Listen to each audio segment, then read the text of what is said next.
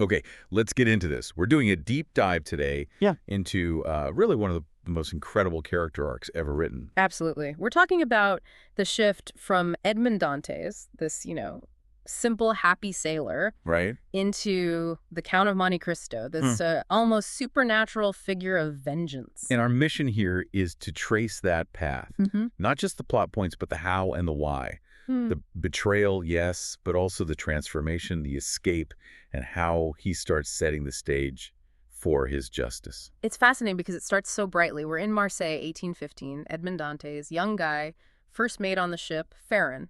And everything's looking up for him, isn't it? He's back home. He's basically got the captaincy lined up. And he's about to marry Mercedes, the woman he loves, from the Catalan village. He seems so, naive in his happiness. The source mentions him showing his savings to his father, just 12 gold pieces and some silver coins. Yeah, and he's totally convinced he has this promising future. Simple trust. But that very openness, that display of his good fortune, that's what draws the trouble, It really does. We see these three figures emerge, the ones who bring him down. Each with a different motivation. First, there's Danglars, his shipmate. Pure professional envy, right? Dantes gets the captain's job he wanted. Exactly. Cold and calculated. Then you've got Caderousse. The neighbor. Yeah. And his motive feels almost pettier. Just base greed. Yeah, the text specifically says he's giving greedy glances at Dante's small pile of money. It's pathetic, almost. Another way. And the third, maybe the most potent, Fernand, his cousin. Oh, absolutely. Romantic jealousy. He's consumed by it because, quite simply, Mercedes loves Dantes. So you have envy, greed, and lust all converging on this one happy guy. It's a perfect storm brewing. And it breaks spectacularly right at his wedding celebration at La Reserve. Police just walk in. Imagine the shock. He's expecting a toast, maybe, and instead he's arrested. His whole world flips in an instant. Let's talk about the method of betrayal, because it's quite clever in a nasty way. It is. It wasn't direct confrontation. It was an anonymous letter. Clinical. And the accusation that Dantes is a secret Bonapartist agent. Right. Carrying a letter from Napoleon himself, the usurper, just back from Elba to some secret committee in Paris. Which is devastating because, politically, Napoleon's return is hugely destabilizing at that moment. Hugely. But the real tragedy, the irony, is that Dantes is completely innocent of the intent. He's just doing his job. Right. Yeah. Fulfilling his dead captain's last wish. Exactly. Captain Leclerc asked him to deliver a ring, and then this letter from the Grand Marshal Bertrand. Dantes has no idea what's really in it or its significance. He's just a messenger. A messenger carrying political dynamite. Precisely. And the person who receives this accusation is Gérard de Villefort. The deputy procureur du roi. So, a high-ranking prosecutor. A very ambitious one, too. About to marry into a powerful loyalist family, René de Saint-Méran. He has everything riding on his career and reputation. Okay, so Villefort gets Dantes brought in. Initially, he seems fair. He does. He seems almost ready to dismiss the case. He can see Dantes is probably just caught up in something. But then comes the fatal question.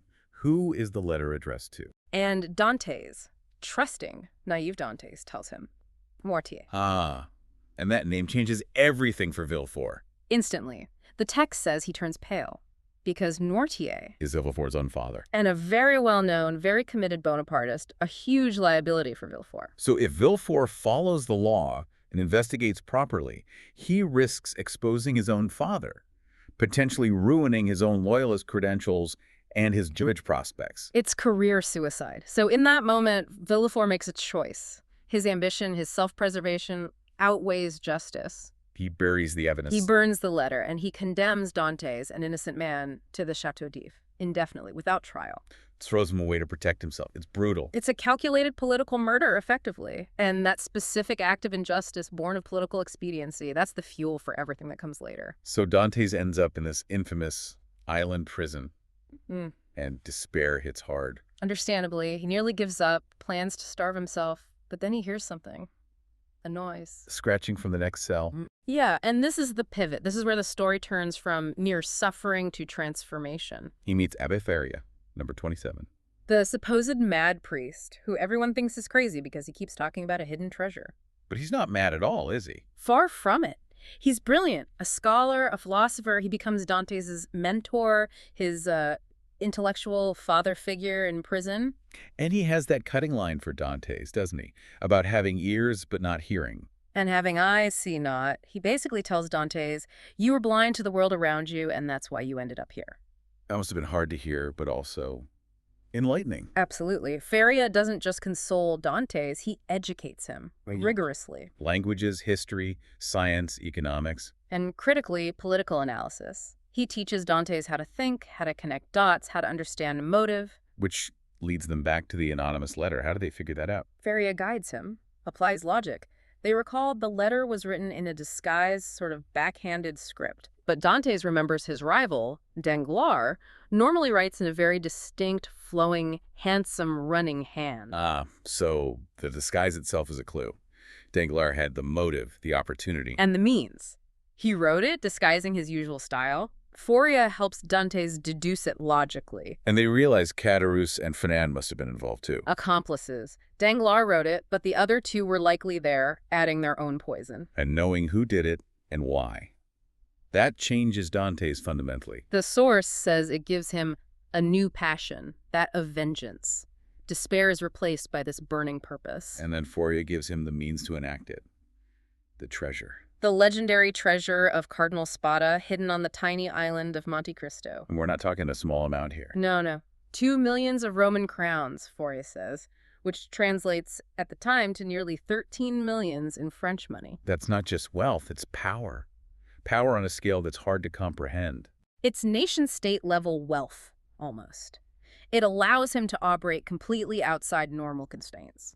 Faria essentially anoints him, calling him the son of my captivity. He gives them the knowledge and the capital. The complete toolkit for revenge, or perhaps for justice. Then Faria dies, and Dantès makes his incredibly daring escape. It's iconic, isn't it? Switching places with Faria's body in the burial sack. Being thrown into the sea, the cemetery of the Château d'If, cutting himself free. And then being picked up by smugglers. It's a literal resurrection. He makes his way to the island of Monte Cristo, finds the cave. Utters the magic words from Arabian Nights, now open sesame, and claims the fortune. And Edmond Dantès effectively dies there. He emerges as someone else entirely. The Count of Monte Cristo.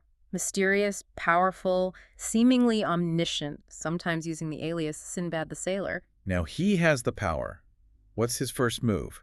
It's telling, isn't it? Very telling. It's not immediate revenge, it's an act of gratitude. The Morel test. Monsieur Morel, his old boss, the shipowner. Yeah. The only one who was consistently kind to him. And who tried to help him after his arrest. But now Morel is facing bankruptcy. Ruin. Owes nearly 300,000 francs. So the Count steps in, but in disguise. As an Englishman, an agent for the banking firm Thomson & French. He extends Morel's credit, gives him breathing room. And then the final act of salvation comes mysteriously. A message signed Sinbad the Sailor. The debt is miraculously paid off, and a replica of Morel's lost ship, the Pharaon, even appears fully laden. It's incredibly theatrical, but it establishes his code, doesn't it? Yeah. He rewards goodness with precision, just as he plans to punish evil. Exactly. He saves Morel, ensures his daughter Julie can marry her love, Emmanuel. It's justice, but the benevolent kind. Okay, reward delivered. Now for reconnaissance on the villains. He targets Caderousse first. Using another disguise, the Abbé Busoni, an Italian priest. Why a priest? It allows him to probe Caderousse's conscience, or lack thereof. He finds Caderousse running a miserable little inn near the Pont du Gard. And Caderousse spills everything. Oh, yes. Thinking he's confessing safely, and perhaps hoping for some reward from the priest, he lays out the entire conspiracy. Confirms Danglars wrote the letter. And reveals what happened to the others. Confirms Danglars is now Baron Danglars, incredibly wealthy in Paris, and that Mercedes, His fiancée, married Fernand, who is now Count de Morcerf, a celebrated general living in high society. Wow. So Caderousse, out of greed and cowardice, gives the Count the exact status and location of his 3 main targets. He hands him the roadmap for revenge. Now, the link between the other 2 enemies, Danglars and Villefort, comes from an unexpected source. Yes, through the Count's new steward, Bertuccio, a Corsican with his own history of vendetta. The Count buys a house in Auteuil, just outside Paris.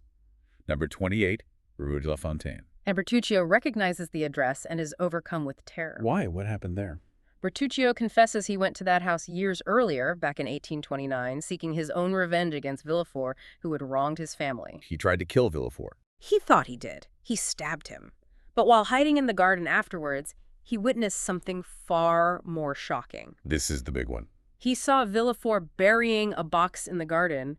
Bertuccio dug it up. Inside was a newborn baby, still barely alive. Villefort buried his own child.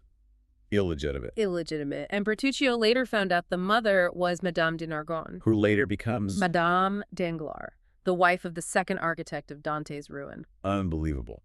So the prosecutor who condemned Dantès to protect his reputation committed infanticide to hide an affair. An affair with the woman who would later marry Baron Danglars, possibly using money connected to Villefort or her former status to help build Danglars' fortune. The symmetry is chilling. The secrets connecting his enemies run so deep. And the Count now possesses this devastating knowledge. He knows Villefort, the pillar of justice, is a secret murderer, and he knows about the link to Madame Danglars. So the Count's arsenal isn't just money. It's knowledge. Deep, dark, historical knowledge. And he starts using it subtly. Very subtly. And science, too. Remember his conversation with Madame de Villefort, the current wife? About poisons, yes. That was creepy. He discusses toxicology with her, almost casually. Tells her, a small dose is a remedy, a large one is poison. And gives that example of the poison cabbage killing a rabbit. In a way that magistrates couldn't detect, he's essentially planting the idea, the methodology of undetectable murder right in the heart of Villefort's family. Psychological warfare. While he's doing that, he's also starting to dismantle Danglars financially. Using Danglars' own greed against him and his wife's affair with Debray, who gets financial tips. Right, the Count plants false information about Spanish bonds. Knowing Debray will pass it to Madame Danglars, who will tell her husband, Danglars reacts instantly, sells his bonds. And loses a fortune. 500,000 francs, wasn't it? 500,000 francs, gone in an instant, based on fake news engineered by the Count. And that's just the start of chipping away at Danglars' wealth, his entire identity. He later maneuvers things so Danglars loses another 200,000, while the Count cleverly saves his own money from the same crash. It's surgical financial destruction. And finally, we see his power extend even beyond France, beyond normal law, in Rome. Yes, with Albert de Morcerf, the son of Fernand and Mercedes. He gets kidnapped by bandits, Luigi Vampa's gang. And the Count secures his release not with money, but with influence. He just invokes a name. Yeah. Or a prior agreement. He reminds Vampa of their treaty. Turns out the Count, probably as Sinbad the Sailor, had previously saved one of Vampa's men, Peppino, from execution. So he has influence even over powerful bandits in another country? He operates on a completely different level. He commands loyalty and fear in networks entirely outside the state's control. He's established himself as this force of destiny. So putting it all together, the transformation is complete. The naive sailor is gone, replaced by this figure who uses immense wealth. Unrivaled knowledge of the past. Disguise, manipulation, even science. To target his enemies where it hurts most. Danglars' money, Villefort's reputation and family secrets, Fernand's honor and identity via his wife and son. It really comes down to knowledge, doesn't it? Knowing about the handwriting, knowing about the buried baby. That's his ultimate weapon. Total information awareness about their past sins. He holds all the strings because he knows the full story. We've seen this incredible, meticulous setup. But here's a final thought for you, the listener. Dantès was wronged terribly, imprisoned to protect a corrupt official's career. Is the intricate vengeance the Count plans truly justice? Or is it something else, an equally profound, if highly sophisticated, act of personal payback? Yeah. And now that all the pieces are in place, how exactly will these powerful men be destroyed by the very secrets the Count is preparing to unleash? That's where the real drama begins.